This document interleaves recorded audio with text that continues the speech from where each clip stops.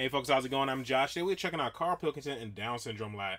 Guys, please continue to leave your comments below. All our videos based off your comments. If you're subscribed, we check those out first. We also have a Patreon, but if you can't afford to donate to it, that is all good. Just continue to like, share, subscribe, and comment below. That's all we can ask for. If it gets blocked here, guys, we put it on daily motion. So if you want to follow us there as well, that'd be pretty cool.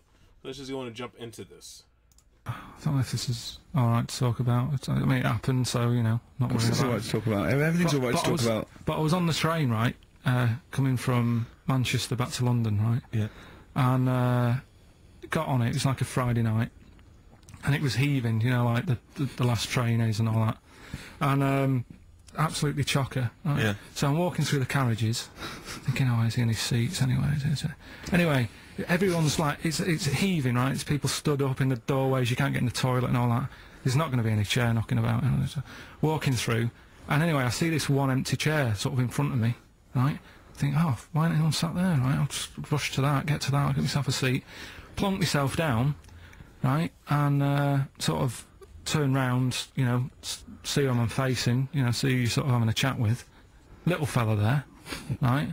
Little, well, Down syndrome kid, right? Sat there, and he goes, all right, and I thought, oh, right, not bad, but do you know what I mean? They're always talking, aren't they? You ask a lot of questions. Right, so I was like, oh, here we go, 2.5 hours, and I couldn't get up because the thing is, that's obvious. Sure. Right, so that's like mean. I never want to be mean. Do you know what I mean? No. At the end of the day. So so anyway, so I think I know. I'll go to sleep. Clever. Right, so I shut my eyes, and he leaves me alone and that. So then my phone goes, and I think, right, what do I do? Do I ignore it, or do I open my eyes and see what it is? Anyway, I open my eyes, it's Ricky calling about something. About nothing, probably. Actually, right, it wasn't even worth answering, right? So anyway, I'm awake now, aren't I? So he's like, hello? And I'm like, alright, mate. And he says, you're muscly. You're muscly? Oh my god.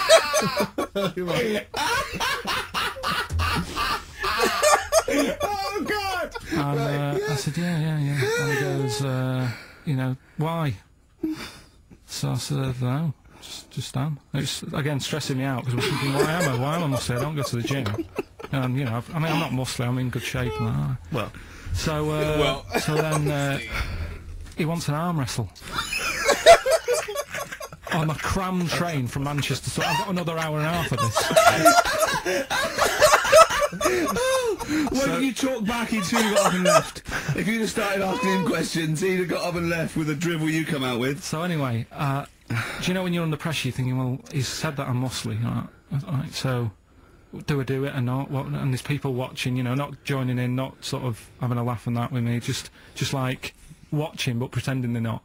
Oh, and I'm God. at one of those table seats, so and he kept saying, come on, I'll arm wrestle. So, and he was getting loud, and I thought, oh, I best just have an arm wrestle. What do you mean? What do you mean? I best just have an arm wrestle. What do you mean? Before it comes to scene, if he's going to keep asking, I had another hour and a half on the train. Oh God. So anyway. Oh my God. I'm thinking who won. Well, I'm thinking, were people putting bets on? How was it working? It was stopped, and just as well, really. What do you mean it was stopped? Was it getting? No. He was winning. I was struggling a bit, right? Yeah. And he was really like, you know, taking my arm down. And then he sort of let go and started laughing. And I thought, thank God he let go, because I would have made, you know what I mean? If I lost that, everyone's in the train looking, and all the rest of it. It's suddenly serious to him. He's got to win this. Anyway, Pilkington. But then he just, then we were chatting about favourite food and that. He likes sausages. And I said, you know, he said, do you like sausages? I said, yeah, they're alright. I like a bit of Chinese and that as well. And he was saying, oh, I can't have Chinese. Not allowed Chinese. Why? Dunno, he just said, just not allowed to have it. But yeah, I had a good long chat about stuff and that. But so you enjoyed it in the end? In the end, it was all right. Yeah, it's just. What do you expect? Okay. No, but it's that thing, isn't it? It's whenever you're faced with something different, it's always awkward, isn't it? And that's the thing. You're talking about him now, are you? And I think I did all right, because everyone else was ignoring him, but I probably made his day pretty good. Yeah. That's pretty good, man. That was funny. I like when people clip these together and use a series of of images, man. It's a little more immersive. Of course, a video would be great and all that jazz, but just at least putting pictures to like what you're talking about. Like when he said the train was crowded and it showed like a crowded train, it just helps, man. It just helps rope me into the story a little better. I don't need it, but I like it. But this is good, man. This is really, really funny. I enjoyed this, and I just love how Karl. I've said this before. I just love how he just says what's on his mind. Cause like you know how they like to talk a lot. People don't want to admit that, but yeah, they like to talk. They really do. Well, I should say all of them. I did meet a Down syndrome kid who was fairly to himself. So I think he had something else though as well. He had Down syndrome and it was like something else. So yeah. Because in the reason why I usually meet different people who have mental disabilities is because I met many of them in my younger life. I say from age, I can't remember how old, but all the way till I was like at least 18, 19. Because my mom's career was working with the mentally challenged for a long time, 25, 28 years, I don't know, a long time. And Tay was actually in the field for a short period of time as well. She was in it for about 1.5 years, I think 2 years. And Tay's mother as well, she actually she's a job coach, so she helps them find jobs. She's been doing that for I don't know 10 or 12 years, something like that. So so I'm around a lot of like mentally challenged people and stuff like that, and he's right, but nobody want to admit that. But it's just funny to say he tried to pretend to go to sleep.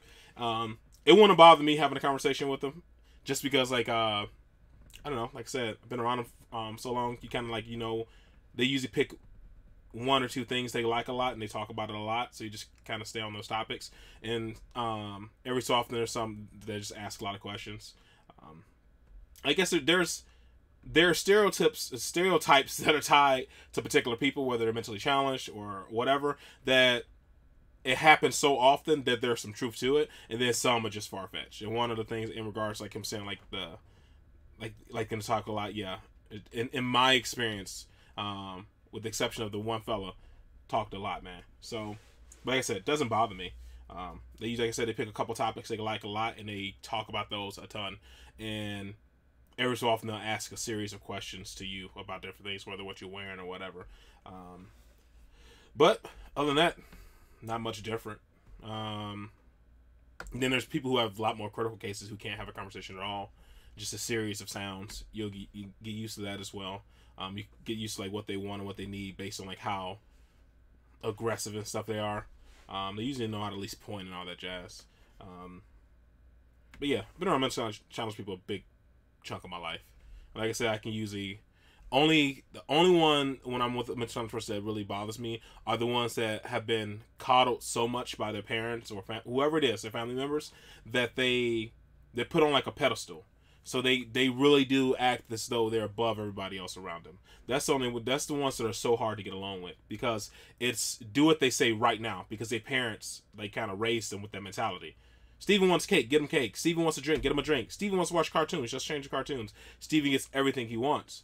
And in a way, I guess I get it in a way, because if you're a parent who had a child who has a mental disability, you know he's going to come across a lot of obstacles in life, and a lot of people are going to be essentially like treat him different, treat him like shit and all the jazz. So you're gonna make sure when he comes home, whenever he is home, it's a place of solace. He can enjoy himself and be happy, and Steve knows his family loves him, kind of thing. But it's also a crutch for Steve, because he doesn't know how to deal with people. In particular, he doesn't know that you can't be weighed on hand and foot like right away.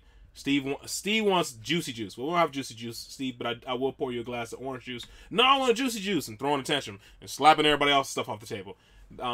That's the ones that are just like, Jesus, man, your behaviors are intense, and it's not because of you, it's because of the way your parents raised you, and it's a nightmare.